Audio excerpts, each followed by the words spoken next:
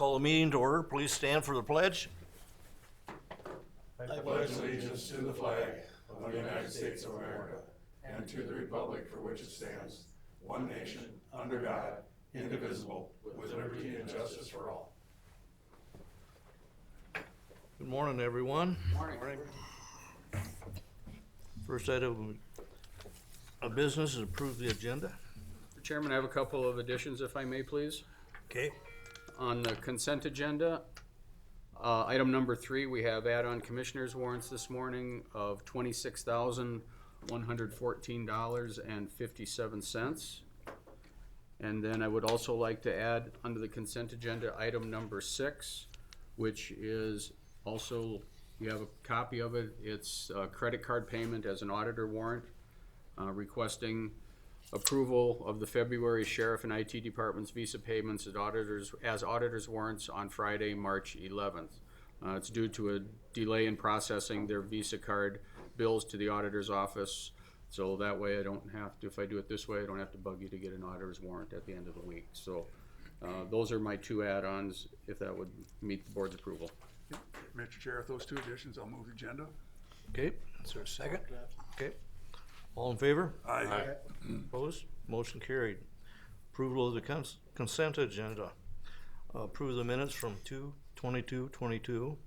Approve the warrants of 2/24, 22, 3/4 of 22. The commissioner warrants, hospital warrants of $585,235.60.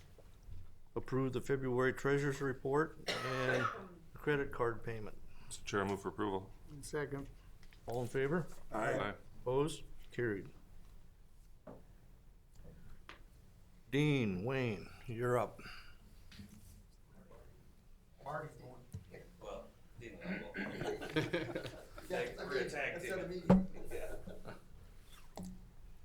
Brought my counterpart with me because you guys keep sticking me on camera every time I come on here.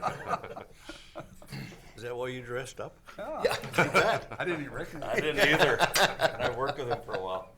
If you guys don't know me, I'm Marty Gilbertson. I'm the project manager for Johnson Controls out of our office in Sioux Falls. So, Okay. been with the company for a long, long time. That's why I got gray hair. So, and we're just going to give you a little bit of an update today. We've already started on some of the wiring for the controls. Dean and I are going to look at some more stuff today. Maybe some wiring paths and stuff that are not intrusive, hopefully, to your beautiful courthouse. So we're going to try and get some of that figured out. I know the air handler, I think, is scheduled. We just went over that. That's why I was late. I was just on a meeting with some other people. But we should have the air handler, I think it was April, is scheduled to come in. Guys, I'm telling you right now, this equipment, they're promising me a lot of things, and I've got stuff that's usually 2 to 3 months behind. So I'm just going to be upfront with you. That may not be here on time, but that's where it's scheduled right now in our system. So controls and all that stuff, we're kind of having some issues getting some of that too. But again, we're trying to manage that with our own gear as best we can and trying to be timely. But it's just kind of a struggle bus right now. I'm sure you guys are aware with other things too. So I don't know, anything do you want to add? As far as some of the project that's been going on, we have had some of the electricians in throughout the building. We've got wires pulled throughout the LEC. They're working on actually in the courthouse here today and the LEC. Got a couple panels mounted. Like Marty said, we got to go take a look at a couple of the areas that we want to be non-intrusive as much as possible. We're pulling our wire to make sure it's out of sight, out of mind for you. So otherwise, I would say the project's move along pretty good. Haven't had no difficulties yet. So if we come across them, we'll definitely bring them up and be advised by the building board and Wayne and Steve. So I would like to try and push some of the piping ahead too, inside the building if we can, but we'll have to schedule that with you guys when time comes. I'm just trying to push. Summers are always busy for our subcontractors anyway, so I've been pushing them on some of their other things, hoping I can get this pulled ahead and at least get some of that done ahead of time instead of having a big push at the end. So I'm gonna try. So. do you guys have any questions for us as far as I guess I don't do. functionality, again, with equipment. Do you see any scenario where we might not have heating when we need it or cooling when we need it? How might that work? We're gonna try to swap over.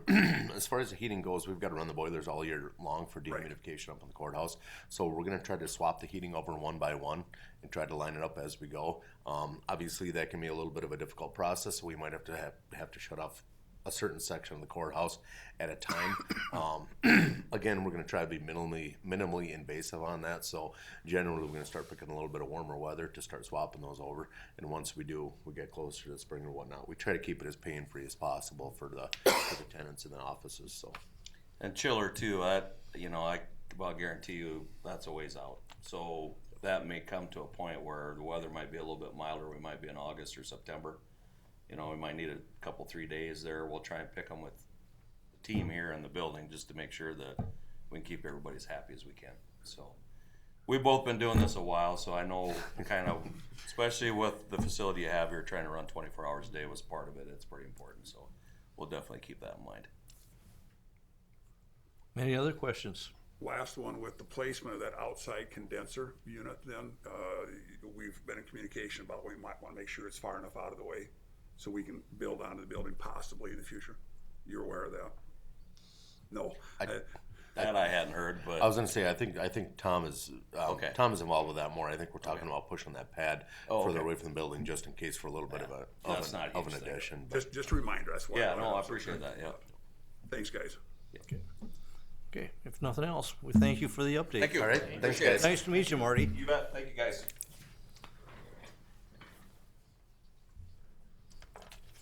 Nick?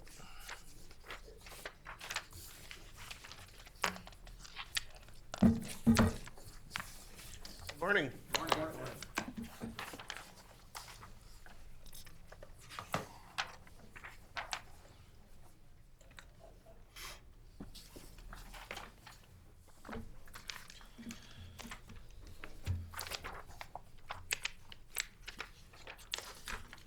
All right, first up for me today would be some project updates.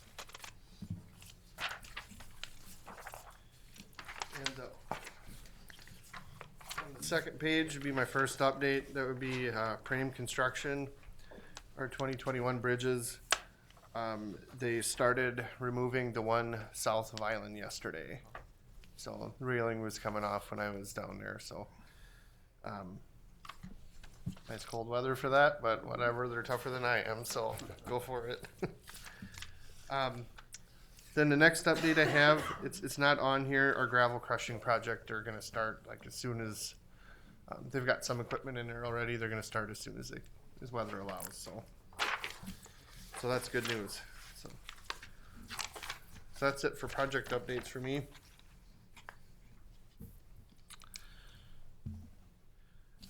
Next item I have, we have identified some surplus equipment. I didn't include pictures in the packet or a list, but I'm just looking for a little direction before I proceed with that. I'm thinking I would like to offer this to some of this stuff. One of them would be our old sign truck, and we have some other things, but thinking I'd like to offer this to our local cities and townships first. Have we done that in the past? Does anybody? That's okay. So I guess my big idea would be maybe send out a list to those folks and then have them submit a sealed bid by a certain date. And if we want to accept that, we will. Otherwise, then we move on to the state website. Does that sound like a good plan to everybody? Sounds good to me. Okay. I'll set it up like that and I'll be back to kind of get a list approved and then we'll proceed from there then, so, okay.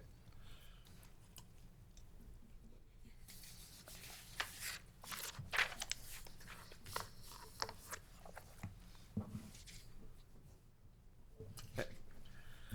All right, next item for me then would be to renew our Civil 3D, that's our design software.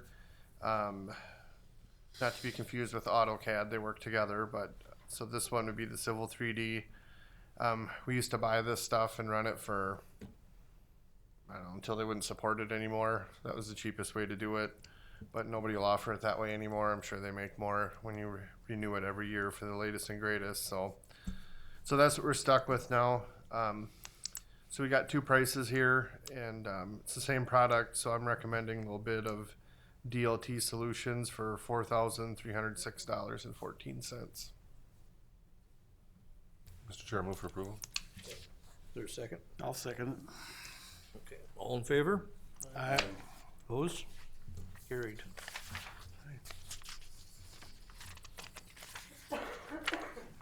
All right, next up would be a request to do some FWD testing, which is falling weight deflectometer. As far as I know, there's only one company around here that offers it. We use this testing. Well, they drive a van. It kind of checks somehow scientifically how tough the road is. It'll identify weak spots in the road. And we can use that information for, say, on an overlay. Maybe we can just beef up a few spots instead of doing the whole road at a thicker depth. So that's what this is for.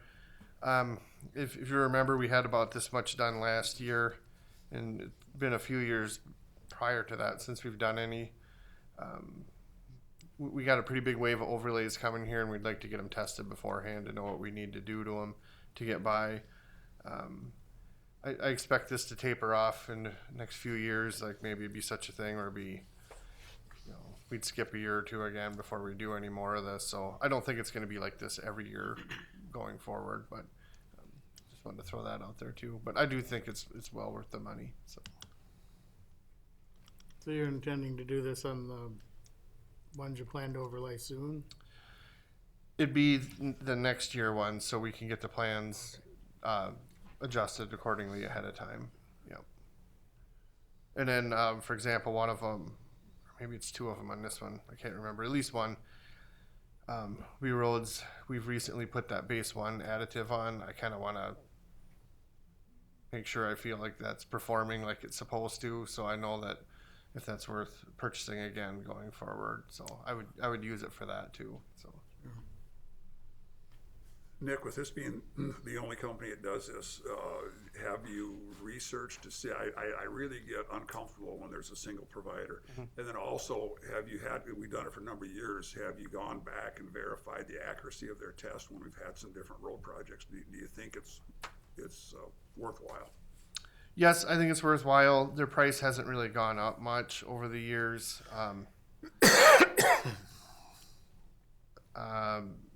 But to be honest, I don't know of anybody else that does this, so I don't know. I can't say that it's I don't know, cheap or whatever, in the bidding. I mean, it looks like a lot of money, but they're doing almost 40 miles too, so it's a lot of ground getting covered too. We get some nice reports out of them. I could share that with anybody that wants to see them. Is it like an X-ray type thing, a sonogram, or is it vibrations? How do they do the testing? I've never seen them do it. I know they send like a van down. I haven't gone out there and to watch it, but so I guess I couldn't really tell you what the science behind exactly how it works. I haven't researched that, but I could go back into files too and look to see if I can find a point in time when there was a second bidder. Well, and also more is the value of this. I realize that, for 40 miles, it's not a bad price for 40 miles of Right. coverage, but is there value to it? So if we can go back and verify from projects that they've done before, and then as those roads have been, because we've used these for a number of years, this company for a number of years. Yes. So are the results they're giving us, does that play out in the real world when you actually go and work on those roads? Does it seem like what they're telling us is correct? We could absolutely retest a spot after an overlay to see if it meets up with what they said it was going to. Mr. Chair, I believe they've done that in the past, because I remember you've reported on some of our roads that they've come back and said that they actually were denser than what we thought or anticipated too.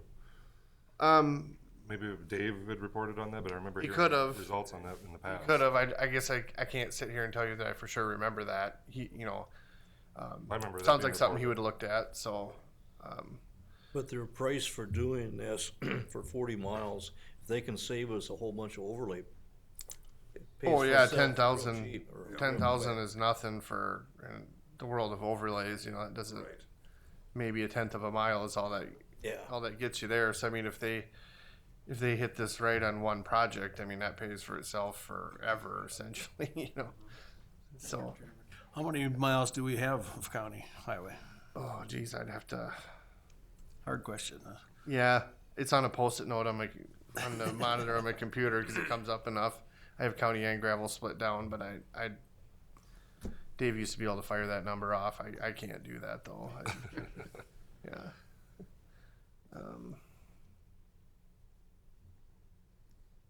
More than our neighbors, I know that. yeah.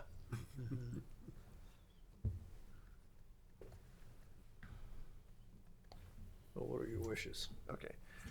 Well, I'll move for approval on this. I think it's worth the money here. Yep, and I will second that. Okay. I support what you're doing. I just wanna make sure we're getting value for our dollars. Yep. I believe we do. Yep, good. Next year, would you like us to retest the segment if we haven't? It's possible we have done that. It's not And I don't popping in my necessarily- mind, so I don't want to say that we have. But Yeah, and I'm not envisioning specifically retesting with the same test equipment. I mean, when we actually go out and work on the road, you know, if we go like 5-10 years down after it's been tested, does the test report that they gave us in the past line up with what we actually find out there when we do have to dig into that road? what I can say is, so we get like it looks like a graph, and it'll be like kind of spiked with how strong the road is, or maybe there'd be a weak spot. And if you get out in those weak spots on the road and look, You can see it? oh yeah, Okay, good. like if you get out and really, you won't see it driving, but if you like get out and Yep. really get down there and really look close, it's not uncommon at all to Things find like these spots you're talking the, about. alligating, is that what you call it? Yep. Where it starts to crack up a little bit. So it's more than just compaction and moisture. It's the combination of everything. It's just how stable the bed is. Yeah, we tell them how much gravel is supposedly underneath it, and that goes into their equation, and how much blacktop is there, and somehow they can kind of separate the strengths. It's neat. I mean, it's if it's incredibly valuable information, assuming it's accurate, and I believe it is accurate because when they identify a weak spot and we get out and really get down there, It's there. not quite on your hands and knees, but I mean if you get out, walk around, or stop and look really close, yeah, you can see it. So Thank you. Any more discussion? If not, all in favor? Aye. Opposed? Motion carried.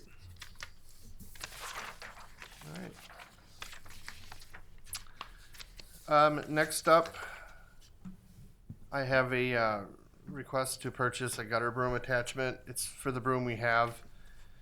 This attachment it sticks out up against the gutter a little bit more close than we can get. If you see like a skid steer gutter broom, there's the motor sticking on the outside, and then you've got the housing itself, so you can't get that close to the gutter. But this kind of is the arm that sticks out there and pulls the rest of that material in.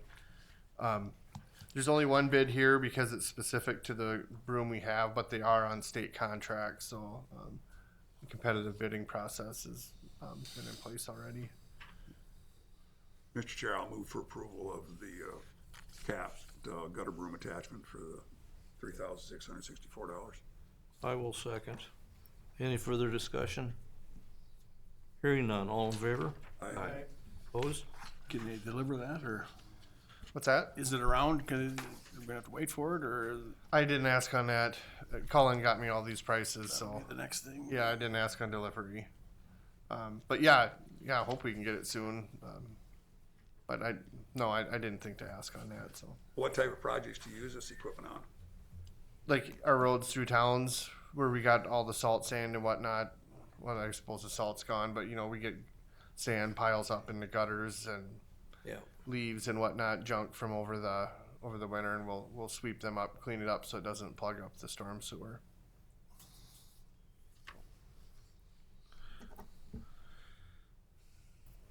All right. Next item for me then would be replacement of our excavator. We would like to purchase John Deere 210 from RDO Equipment. We got 2 months or 2 bids here. RDO offered more for our trade. They wanted less for theirs, and as you see, their warranty was a little bit better than the Cat one. So we're recommending going with the John Deere excavator. Total bid on that after trade was $227,394, and we had $230,000 in the budget for this purchase. Mr. Chair, I'd move for approval. Second. Okay. Have a motion and a second.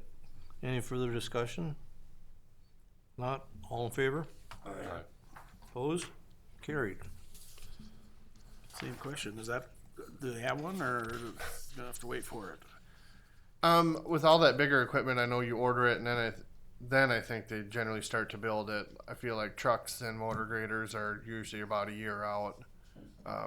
I would expect this to be the same, but I suppose it's possible they'll have one somewhere. But I would expect to wait a while to get any big piece of equipment, and that's normal. That's not just. But they will honor this price though. Yes. Yeah. That's. If we say we're gonna take it, they'll honor the price. Yeah, I'll have to sign a purchase agreement probably this week yet. So. Yeah. Because some people are getting fussy about what you trade in. You know that if it takes them 9 months to deliver, you're gonna have more hours on the trade-in. And Okay, I guess I hadn't been told about that, so I don't think that's a problem well, for them. it But wouldn't hurt to ask. no, you're right. It's If they want to take our thing for this much dollar, you know, go for it. okay. Yeah, I can confirm that with them.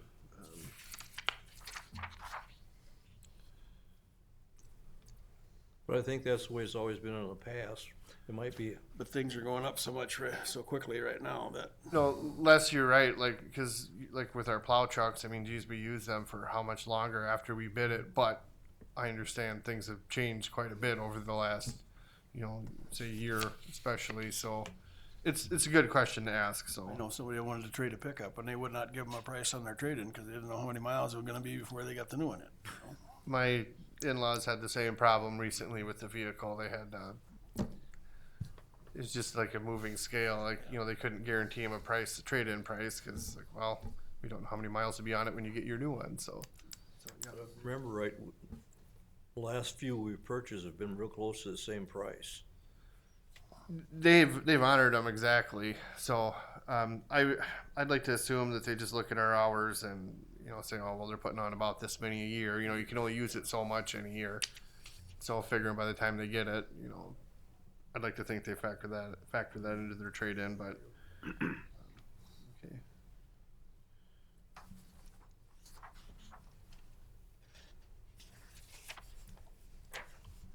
Did we vote already? Yeah, we did. Yep, it's all done. Yeah, I'm just scribbling quick so I don't forget.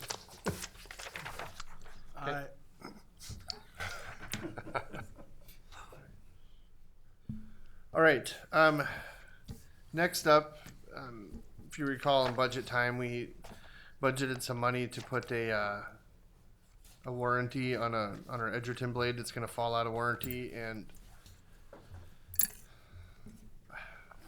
I don't. These warranties are getting so expensive. Like, I don't know what level of risk the county wants to take on, because you look at this, 26,000. Well, man, if we don't use that, that's a lot of money. But then again, in a world of $50,000 engines, so I don't know what to say on that. Does it cover the tranny too? Yeah, it's engine powertrain. We've had some powertrain work done to this machine already, so I wouldn't think that they'd have to do that again. But so I was talking with Colin this morning on this. I submitted this last week. So one option not on here that I could look into that might be my favorite as of now. We could potentially dial this warranty back to a 2-year warranty, and it's his understanding that we could order one like in September. We wouldn't get it till months later. But they would honor that price. We'd get billed, I believe, the following year. But we could get away with a 2-year warranty, which is like 15 or 16,000. But we should have our new machine before that warranty would be up.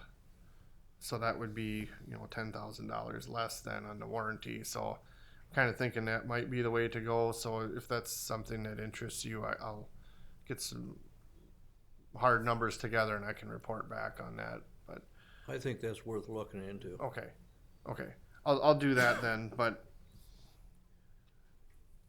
yeah, I guess bringing this up the way I did is like, I don't know, this warranty stuff is getting really expensive, and I just kind of want the board's opinion on which way to go with this stuff. How much risk we're willing to take, because if we would say, for example, on this one, well, if we pass on 2 of these and then have one $50,000 engine failure, we'd still be money ahead by a couple thousand. So, but it's hard paying that bill too.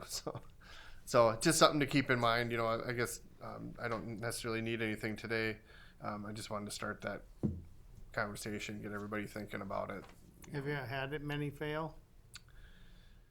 This machine had 41,000 worth of tandem and rear end work done to it already. So I mean, it doesn't take long to add up on these things. And that was with the warranty? You had to pay No, that? they covered that. Okay. But if we didn't have it, that would have been our bill. Okay. So, to me, I look at it, I think, well, we shouldn't have to worry about that part on this machine then, but You never know. It's Yeah. machinery. yeah, I guess you never know. It just kind of depends how good a job they did getting in there, but How old is the machine?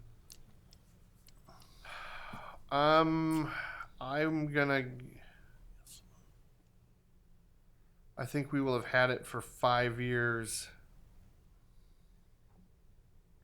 So that maintenance work you And- mentioned was covered under the initial warranty? Okay, so, excuse me, what's that? The 41,000 of work was covered under the initial warranty? Yes. Yeah, we purchased, I think it was a 5-year, 5,000-hour warranty Sure. with it initially. That warranty covered it. But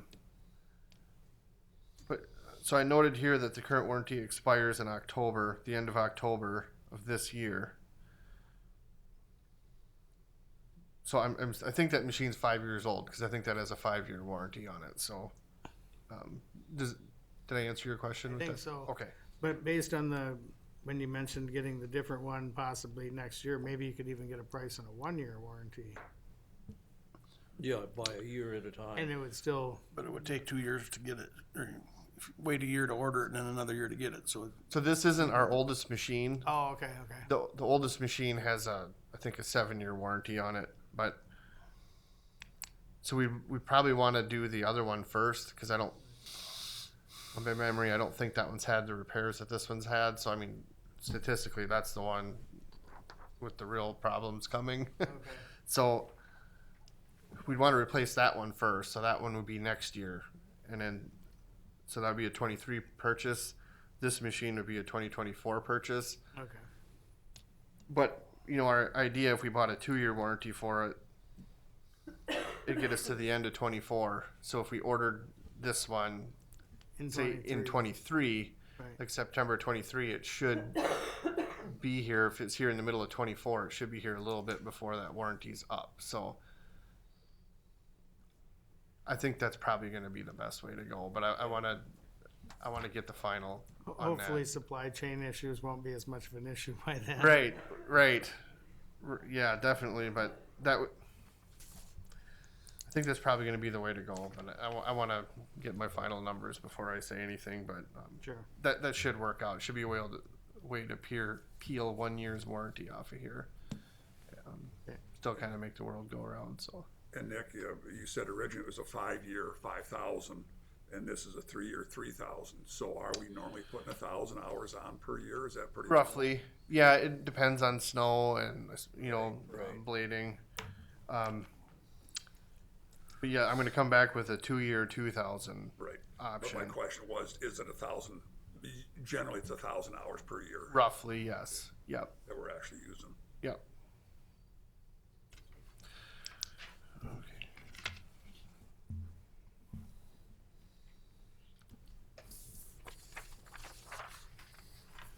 Okay, I will be back with that other option then. So.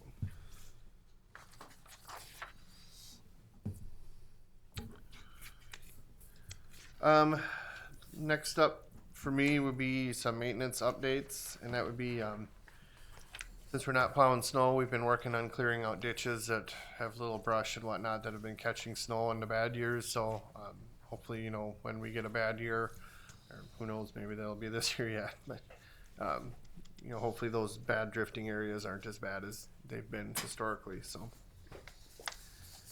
with that, we've had some big piles of trees, so we've been working on burning those too, to free up that space. And then I think we plowed for 3 events in the last month or something, so it's been a really nice winter for us. That's not for the snowmobilers, but for us it's been great. So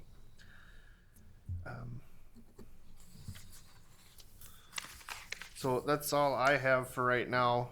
Otherwise I'll have a pair of bid openings at 10:30. Oh, one more thing I should add on equipment. We're being told that prices are like daily increasing almost, so I might be back in 2 weeks to try to cap off the rest of our purchases for the year instead of waiting till April, because if they're going up every week or something like that, well, excuse me, I'd like to get them taken care of then. So so if I have some more prices by then, I'll probably be back this month yet to finish off our 2022 equipment. So Sounds good. Quick question for Nick too. Yeah. With some of the changes of personnel that we've had over the years, we've had some retirements, some new people have stepped up and so forth. So is the unit pretty cohesive? Are they coming together, working well? yeah, it seems to be. I got a lot of good knowledge that's left over the years, but you know, that's inevitable. That's going to happen everywhere. We have, you know, I'm sure another group of retirements, or I'm sure there'll be more retirements over the next few years. Not picking on anybody, but you know, we have some older workers, so you know, it's inevitable. It's coming. So, but we've picked up some young staff too, so that's good. But, That's great. Yeah. I'm glad that they're coming together well. yeah, yep. So outside of that, the only thing I have left would be the bid openings at 10:30. Anybody have any questions for me? Otherwise, that'll be it for now. And thank you, Nick. All right.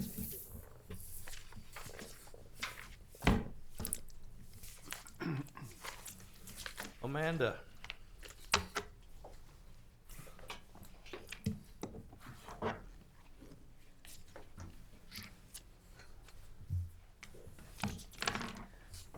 All right, so we got a couple things. We got 2 of the new home tax abatement applications in, so we need to set the public hearing date for those.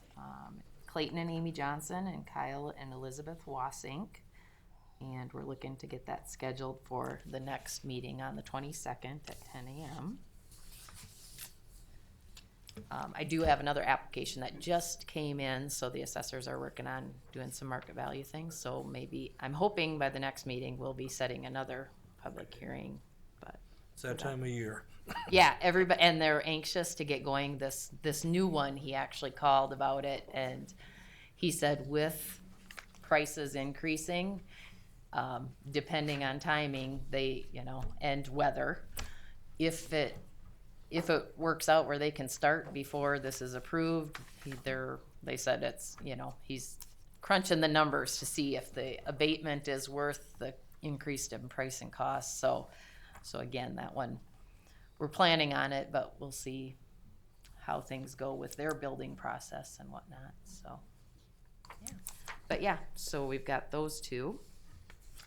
Do you need action on that? I Yes, assume? we do. So, Mr. Chair, I will move that we set the public hearing then for March 22nd at 10 a.m. for both Wassings and Johnsons for their tax abatement. Is there a second? I'll support that. Okay. All in favor? Aye. Opposed? Carried. All right. The other item I had is just kind of a cleanup type, I don't want to say cleanup, but just in general authorizing both me and the Deputy Treasurer Pam Tees as authorized signers on all the accounts. For the most part, we are both on every account, but there are a couple where it just has me listed, and just again, because of it's not probably the best to have just one person on an account. I figured we'd get it in the minutes that it's approved that both of us are on all accounts for the county. Mr. Chair, I'd make that motion. Oh, I'll second. We have a motion and a second. Any discussion? Not? All in favor? Aye. Opposed? Motion carried. Thank you.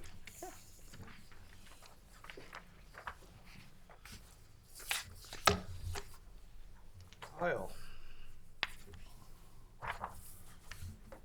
Morning. Morning. Morning.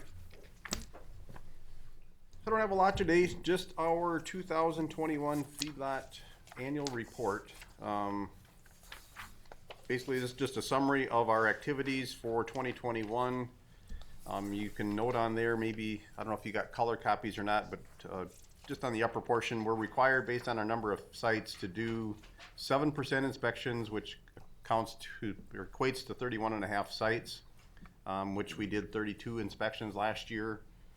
And then in addition to that, there's some other performance credits for manure management plan reviews, construction inspections, and various other activities for the feedlot program. So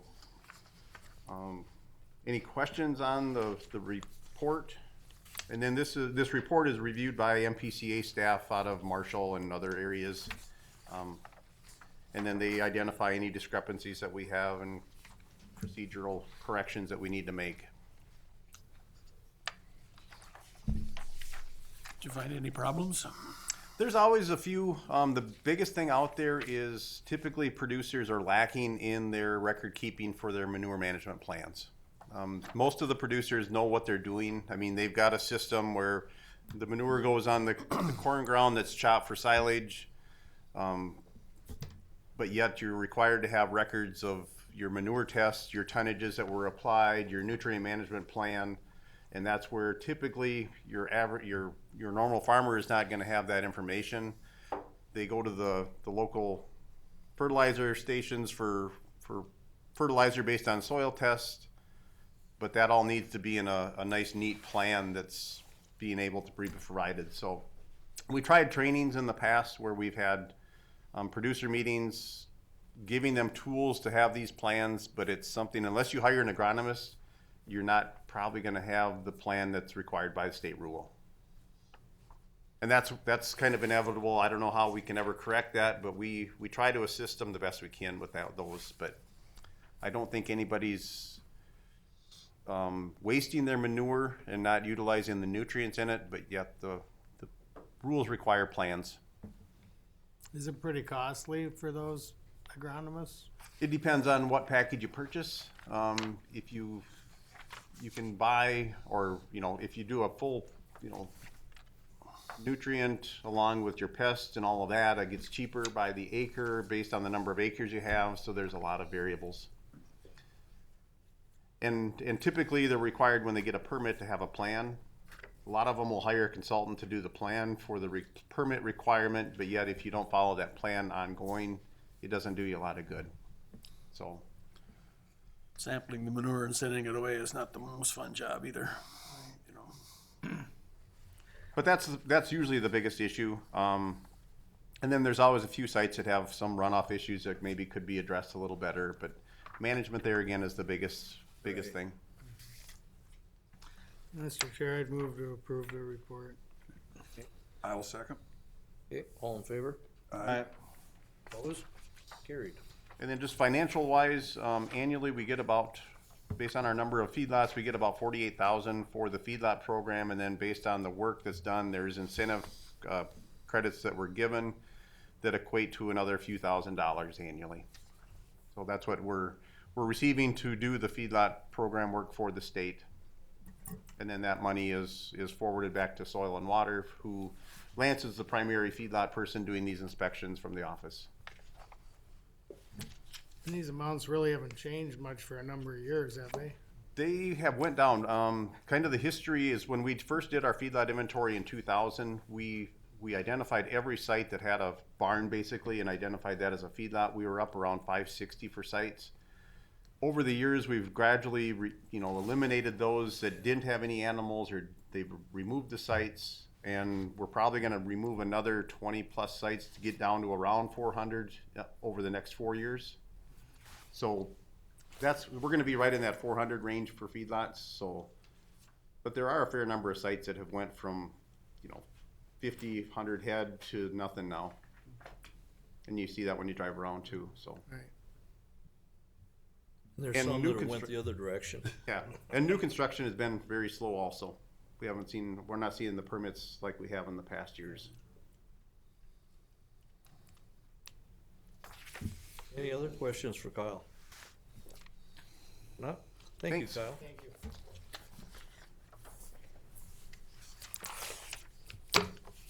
Personnel, Kathy.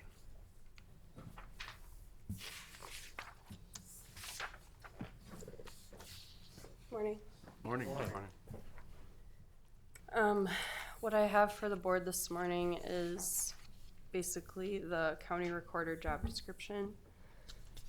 We've had some meetings with personnel committee and staff on the structure of those departments, looking into some land records management stuff and so on, but we've kind of made the decision to keep it as a regular county recorder position, not trying to combine any type of offices at this time. But that could be something to look at in the future. The county recorder job description presented in front of you, we looked at some sample job descriptions from other counties that have appointed county recorders. And we started off with the Jackson County Recorder job description. Mary Ann was sent the draft. She made several comments and suggestions for additions. And Steve and I kind of went through everything to make sure it wasn't too repetitive, and tried to condense it down to kind of a nice overall picture of what the county recorder does. So you can see there in the essential duties is pretty much the bulk of the job description and what this individual will be doing, and that's on the second page. So you can see there quite a bit of job requirements with the real estate records, vital statistics, and then administrative and supervisory duties for the county recorder. So if you guys are okay with how this looks, I'd be seeking approval of the job description today, and then it'd be sent off to Gallagher, who is our compensation consultant, for their recommendation on placement on our pay plan. Mr. Chair, move for approval. I'll support that. Okay. Any further discussion? I had a chance to read through it well last night, and I thought you guys did a great job putting that together. Thank you. Okay, all in favor? Aye. Opposed? Carried. Move ahead, Kathy. Thank you. And just a note too, Mary Ann's gonna come for a short board recognition on the 22nd. So, and then she's gonna have a retirement open house on the 25th, over here in the community room. So there will be more information sent out about that. Okay. Thank you, Kathy. We have about plenty of time, so we just take a break and then come back and do committee reports. Sounds good.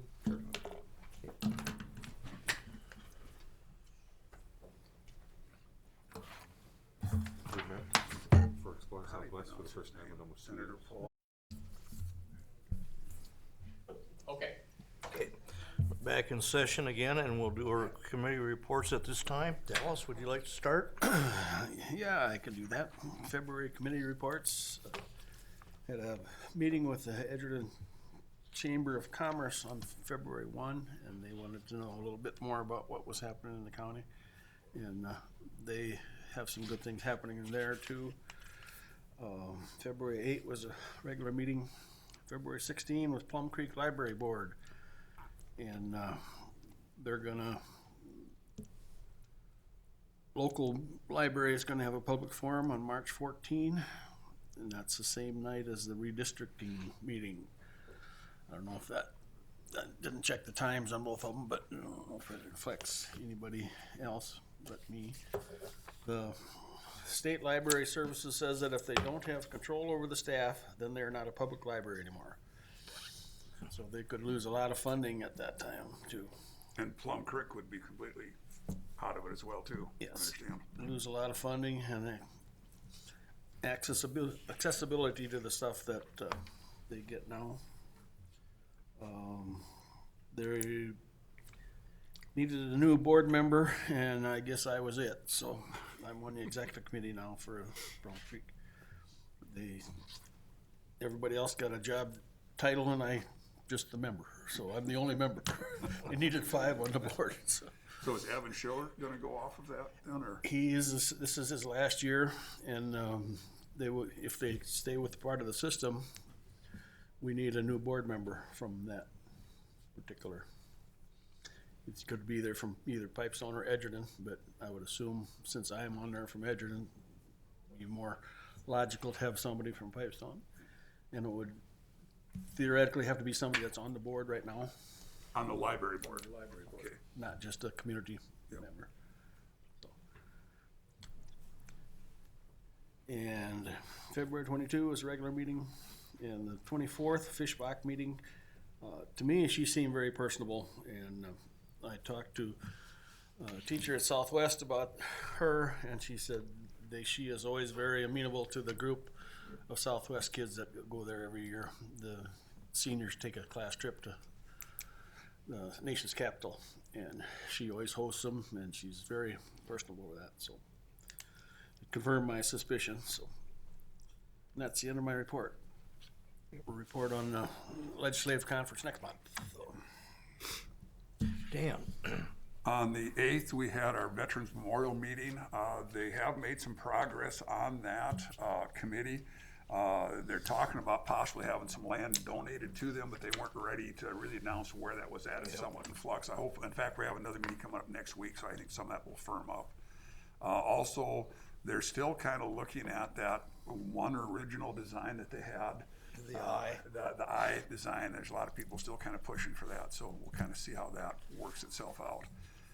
Then on the 9th, we had our Casey Jones Trail Zoom meeting. Again, Deb Nelson has really been spearheading the legislative front on that as well.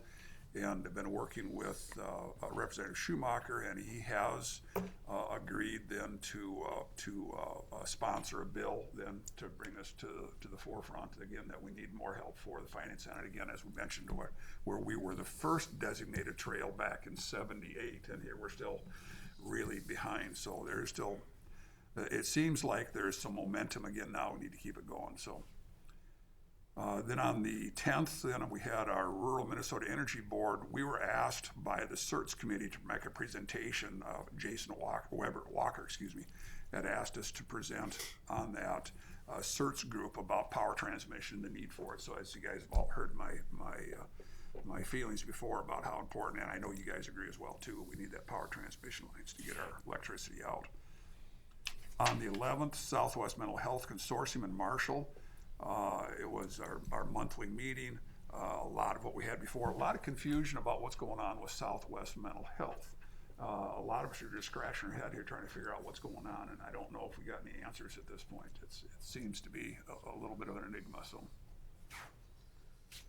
it never seems to be an issue, though, about when it comes to beds. It's not a brick and mortar issue, it's a staffing issue. That's where the concern is. So. Then on the 16th, we had our Southwest Health and Human Services monthly meeting. It was a pretty short meeting. Our director was gone that day. Our agenda was pretty short. There was a little bit of discussion, though, about some personnel issues, but just the routine things, some unpaid leave time type thing, and nothing noteworthy. On the 18th, then, we met here, Steve and Amanda and I and Les on the audit committee. There were some issues that, it's probably not fair to say issues, just some things that we need to get up to speed on. It's probably a better way of putting that. So making progress on that, some possible changes that we might be making in the future, just kind of kicking some ideas around. Also on the 18th, then we had a Zoom with Prime West, And it was specifically about the lawsuit that Prime West has entered into along with South Country with the commissioner of DHS. Where she has chosen, she interprets the statute that she has got the discretion of whether or not there's other counties, other providers within the counties, and the wording of the law is quite clear. It really is. In fact, it is.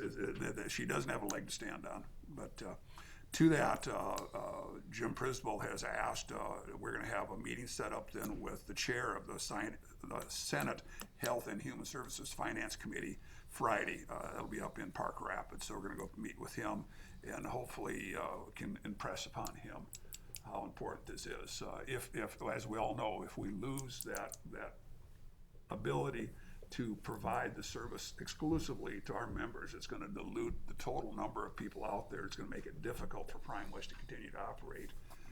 And along with that, if that goes by the wayside, then things like the dental goes by the wayside as well too. So, and while I mentioned the dental, progress on the building is going quite well. They've got a sheetrock now, and they're mudding. Probably figure they'll be mudding out there for a week, if not better. It's going to be quite a long process of mudding. So.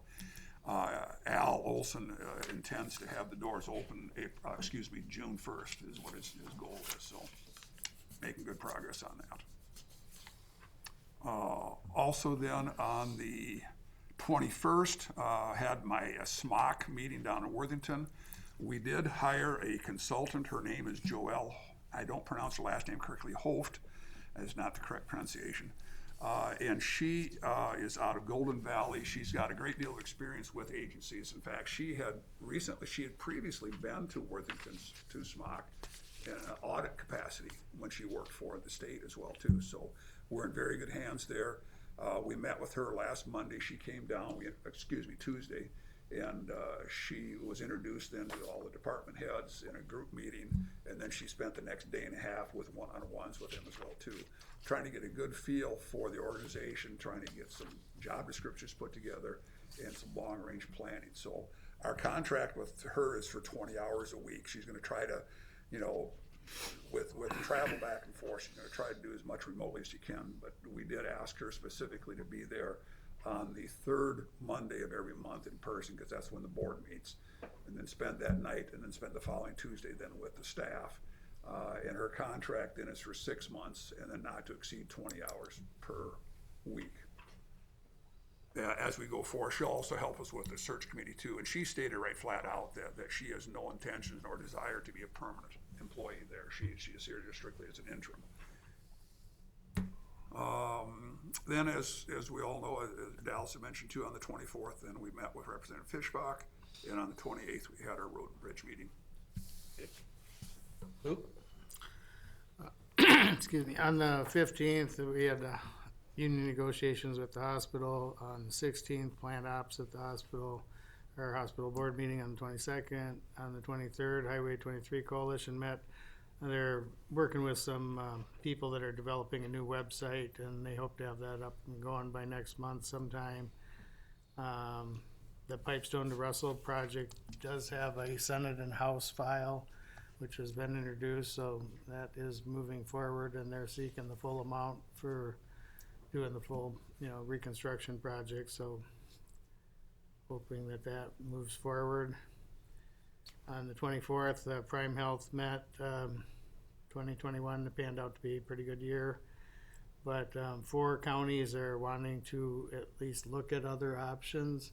So they're going to be having a Zoom meeting on the 24th, which are all invited to, where they're going to talk to the commissioners from all the Prime West counties and the ones that want to join Prime West, and discuss whether they can add some more groups to get their numbers up to keep the health plan going. And then, of course, we met with the Congresswoman that same day. On the 25th, the AMC board met, and we reviewed and kind of tweaked the draft strategic plan, which they hope to approve next month. On the 28th, we had our annual road and bridge hearing. On the 1st, at MRC, somebody has introduced a bill where they want to give counties authority to set the speed limits on county roads. I know, I think our engineers have spoke of this in the past. It's probably not a very good idea. We'd spend more time doing that than anything else. And so there were several speakers, including a commissioner and engineer, that spoke against it. And I think the group pretty much agreed that that wasn't somewhere that we needed to go. We also had a presentation from Steve Gottwald from the Minnesota Association of County Health Plans, you know, referencing this lawsuit and whatnot. And I think everyone's fairly confident that if they follow the law, that we should be allowed to continue to do it the way we've done for 25 years. The Rural Broadband Coalition Director Nathan Zacharias spoke about DEED wanting to redirect the $110 million from rural broadband to giving out laptops and tablets, which won't do much good without internet access, but it seemed to me like it was just a way to maybe purchase some votes in the Twin Cities, but that was just my take on it. Carly Stark, the AMC public safety analyst, talked about the probation formula change, and it was recommended, and pointed out that Minnesota only provides 2.5% of their general fund to corrections, and that is the lowest in the United States. On the second AMC Legislative Conference, we, of course, heard from the Minnesota Management and Budget Commissioner, Jim Showalter, who outlined the governor's budget, which was primarily giveaway programs, and that it would consume a lot of the money. And then, of course, later in the day, we met with Senator Weber in person and Representative Schomacher on Zoom. On the third, the AMC Environment and Natural Resource Committee, we had Senator Kerry Rude, who is the chair of the Senate Environment and Natural Resources Policy and Legacy Finance Committee, who is talking about the SCORE funding bill, which, of course, for years they've been siphoning about 30% of it off to the general fund instead of spending it on solid waste things, even though, you know, it's a solid waste fee, so you'd think you'd spend it all on solid waste things. And of course, because of their large surplus, they might actually get this passed this time, so seems to be getting a little more traction. Currently, I think they give out almost 18.5 million in SCORE grants, and they're hoping that would increase to 30-some million, or let's see, 30 million goes to the general fund currently, so it'd be a pretty big increase if they could shift that to the counties instead. And she also talked about soil and water district funding, chronic wasting disease issues with deer, and broadband issues. Then we had Les Lem, the wetlands section manager from Bowser, talking about the 404 assumption. I thought that the money they had gotten a few years ago was going to cover most of the cost of, you know, the paperwork necessary to see if the assumption was worthwhile. I think they have some kind of initial recommendations, but it was going to take like another $740,000, which they're got bills in for now, to basically finish up. There must be a lengthy paperwork trail that you have to comply with to make this change, but then I think after they do that, they would have a final report to the legislature, at which point they'd have to decide whether they want to move forward or not. If they do want to move forward, there'd be about 2.3 million in one-time cost to like upgrade the online permitting and computer things. And of course I asked, well, isn't there an existing program that some other states using? Because every time we've tried to develop a computer program, we know how it went with driver's license and family services and whatever else. I mean, it ends up costing way more money than they thought. And it wasn't anywhere near 2 million. It was, you know, in the tens of millions. And it didn't work. And it still didn't work. And they said, well, yeah, Michigan apparently has a program that works. I mean, we'd have to tweak it a little to accommodate some Minnesota things or whatever, but hopefully that's what they're thinking. But then in addition to that, it would also cost about 4.8 million annually between DNR and Bowser to for additional staff and whatever. But they are fairly confident that it would still be worthwhile, just because, you know, if you could just get one permit through the state rather than having to get a state and federal permit separate. And I know from some that Area 2 and some of these other groups have got through the Army Corps. I mean, in one case, they waited over 7 years to get a permit. I mean, that just seems like unconscionable. It can take that long, but anyway, they're moving, you know, trying to move that process forward.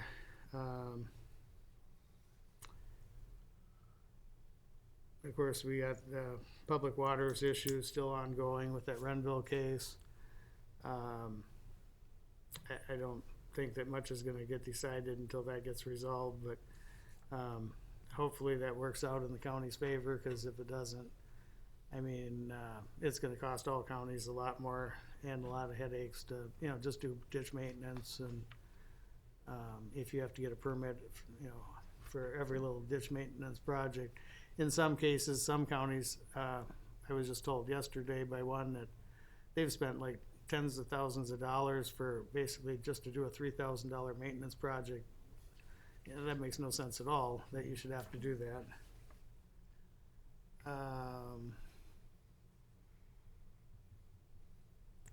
You know, a number of other bills, some e-waste reform bill. I think currently, of course, the law currently requires the manufacturers to pay, and actually counties are paying 2/3 of the cost. And it'd be nice if they could figure out a way to actually have them follow the law and have the, you know, those responsible pay instead of us doing it. They do have a bill, of course, for the local road wetland replacement credits that we need. And I think even there's bills in on the tax forfeited property also that would allow the counties to, you know, keep the net proceeds from the sale instead of having to pay out for some of the other like add-on costs that might be from a city or a township or whoever.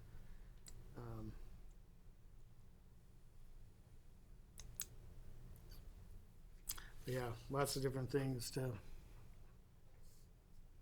going forward there, I guess. And on 4th, the Highway 23 Coalition met for a strategic planning session.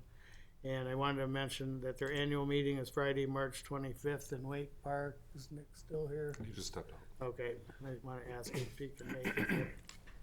I don't think I can go because I have something else that day, and Chris said he was going to attend, and it'd be good to have somebody go. They're hoping to have Senator Klobuchar there as their speaker. They're not sure if she'll be on Zoom or in person, but they're hoping one or the other. And then yesterday at Area 2 and RCRCA, the work on the dredge project, they're hoping to begin this month, finishing up, connecting the pipes and whatnot. They're seeking a DNR permit to start the dredging earlier than the May 15th, which is what their current permit says. And they're hoping for either ice out or April 1st or sometime in April. And I questioned, well, hopefully they could act before then, but you never know how long it's gonna take with them. That's all I have. Mr. Chairman, one more thing from the legislative conference. Somebody wanted a gas tax holiday from now until 1st of September. And Really bad idea. really bad idea. Just Yeah. be a blip. And Yeah, you're short of money now and you're gonna give up your only guaranteed source during the busy months of the summer. Yeah. In my mind, the way gas prices are going now, if they did that, you wouldn't even see a drop at the pump. No, No, no, They're just gonna use that as profit. exactly. the next jump won't be quite as big. or one last day not to go up so much. But Yeah. Okay, Chris? Oh, I got a question for Luke though too. You mentioned the Prime Health information thing on the 24th, you said? Yeah. Okay, did you guys get an invitation yesterday as well too from some Green View?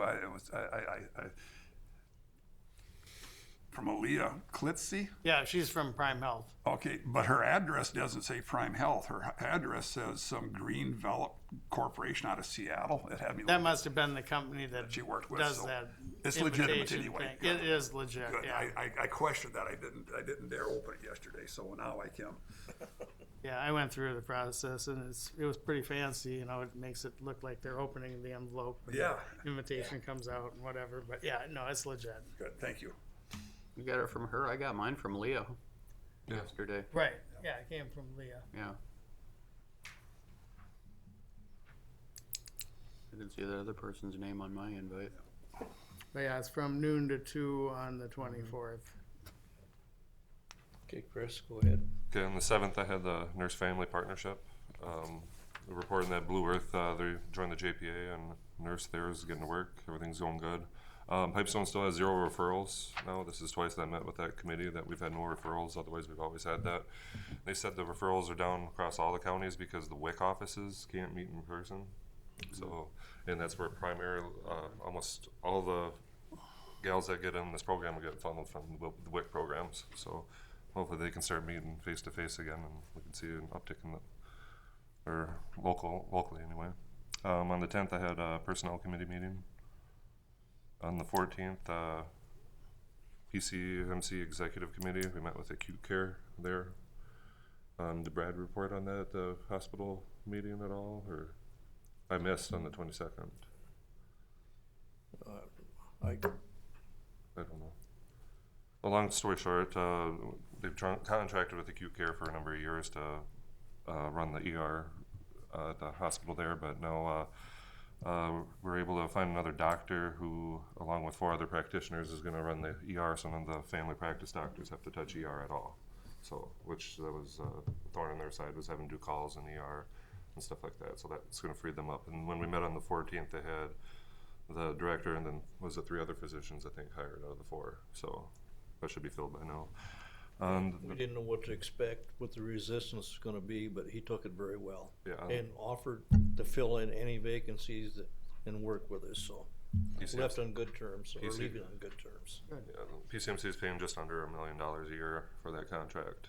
And if we didn't. Dr. Chapa, isn't that correct? Is that his name? The one that came down from Granite Falls? Chapa. Chapa, yeah. Yep. He's going to run it, and then he's. And I believe he used to work for acute care at one time, the way it looked, so. He helped run the whole program over in this kind of region. Yeah. So, no, it's a really big move for PCMC. And if we didn't terminate that contract, it would renew for 3 years. And so we wouldn't have an opportunity to do that again for 3 years. So, on the 23rd, then again, we met as an executive committee again for other reasons. And then on the 28th, we had our road and bridge annual hearing. So that's all I had for the month. Okay, thank you. Okay, for mine, on 3rd, we had Prime West. That was a Zoom meeting. The hottest topic was really doing with the statutes. Yes. So, then on the 7th, we had negotiations at the hospital, kind of a pre-meeting type thing. On the 8th, commissioners meeting. On the 10th, we had soil and water. On the 15th, we were back at the hospital for negotiations. On the 16th, plan ops. And then on the 18th, we had the audit committee, and then we also had a Prime West urgent meeting that Dan talked about already. On 22nd, commissioners meeting, hospital board. 23rd, executive radio board. On the 24th, special meeting was Michelle Bachman here. And on the 28th, road and bridge. I guess that does our reports, and we have a few minutes before Nick comes back. Should we recess for 5-10 minutes? Sure.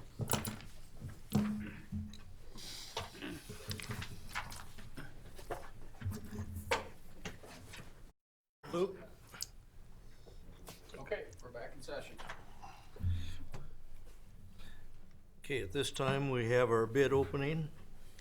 Nick, the table is yours. But don't run over Chair me. is too. You have my chairs over there. All right. We have two bid openings today. First one I'm going to open is our seal coat bid. This is the one that got delayed from 2 weeks ago for weather.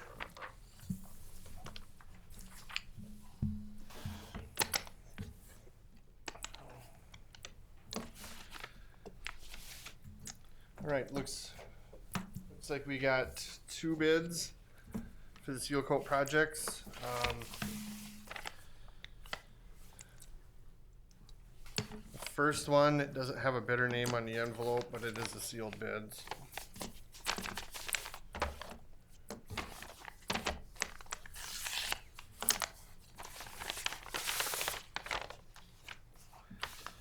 All right, the first one is from Morris Seal Coat and Trucking.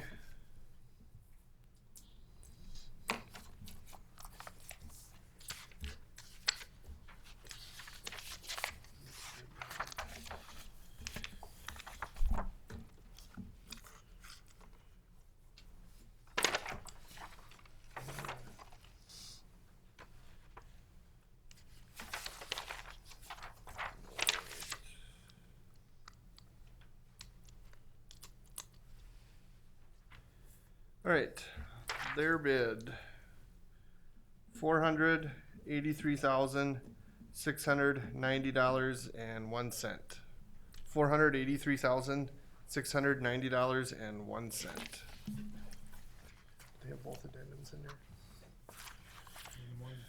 Okay, I see they missed number 2 back here, but it's there, so I'm fine with that. So.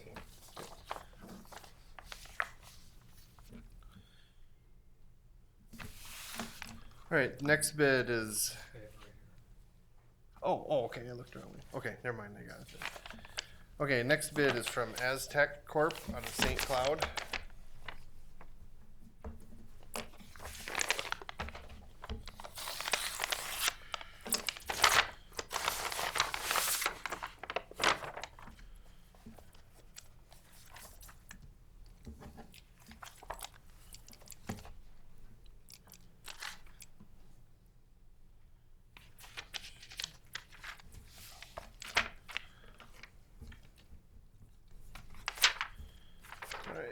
The bid for Aztec, $518,943.26. $518,943.26.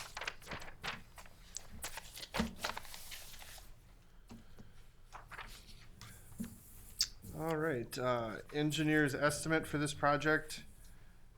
$444,867.84. $444,867.84.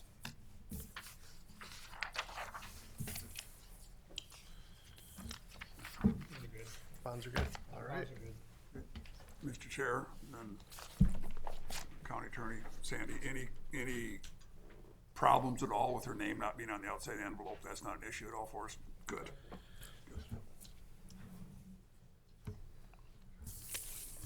All right, next bid is for our 2022 overlay project. I should maybe point out, both of our engineer estimates for the seal coat and for this overlay were done in January.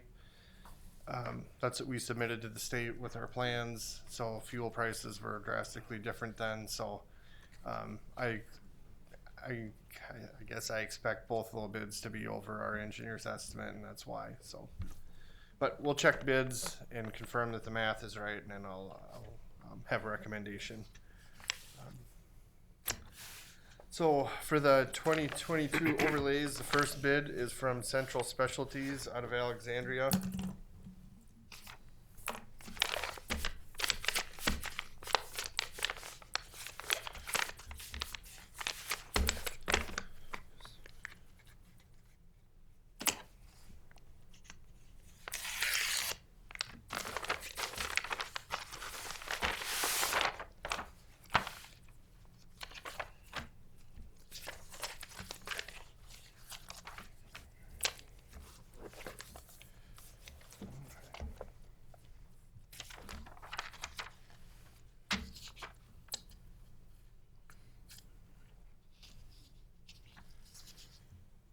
All right, Central Specialties bid, $3,469,787.40. $3,469,787.40.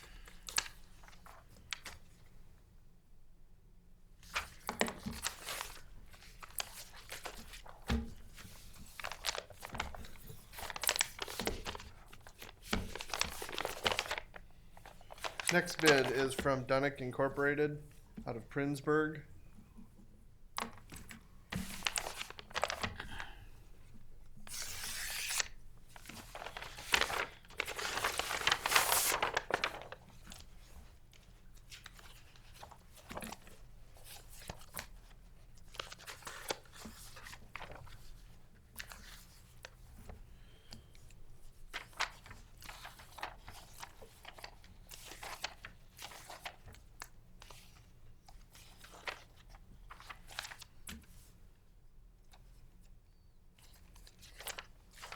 You might be looking for that too.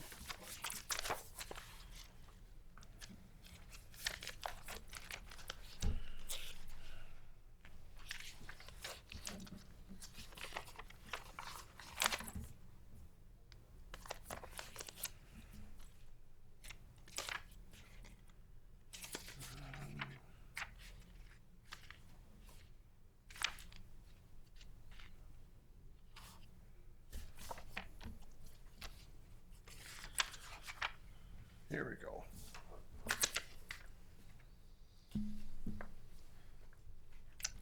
Dunnick's bid, $4,026,260.17. $4,026,260.17.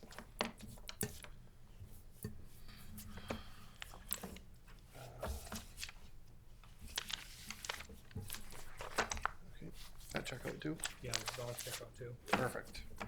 All right, good news. Engineer's estimate on this project. $3,366,704.93. $3,366,704.93.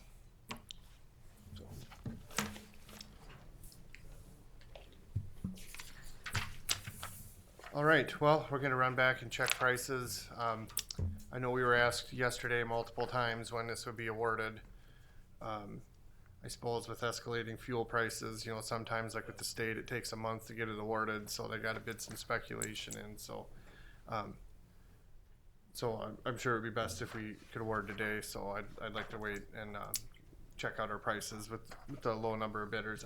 I don't think it'll take long, so. We'll be here. All right, sounds great. Well, I'll let you know as soon as I hear. Thank you. Thanks, Demaine. Okay. We will reconvene at this time. All right, we, back at the office, got all these bids checked out. They all check, so, these numbers are accurate. They're both over the estimate, but these estimates were done back in January, so I would expect that, you know, if we redid our estimates, they would have been higher than what I read off. I think with fuel skyrocketing, I'm very happy with these prices, and I would recommend awarding both of them to the low bidder, and I've never been happier to have these prices over bid, over our estimate, so. Mr. Chair, I'd make that motion. Or you want them separate? Let's do separate motions and then also read off the numbers too for the bid I'll if we move can. to approve the overlay to Central Specialties at $3,469,787.40. I'll second that. Any further discussion? Not? All in favor? Aye. Opposed? Carried. Then we'll do the seal coat. You wanna do, okay. I will recommend, I will move that we approve the low bid then for more seal coating for $483,690.01, the low bidder. I'll support that. Okay, any further discussion? Not, all in favor? Aye. Opposed? Carried. All Done right. deal. Good. I'll let them know right away so they can lock in their prices. Not gonna wait a week or so? No, I'm gonna let them know right as soon as I get back. They'll know this morning yet, so.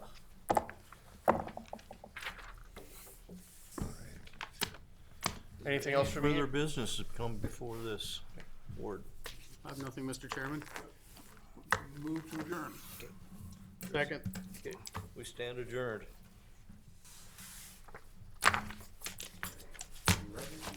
29 a.m. Yeah, he had to get back.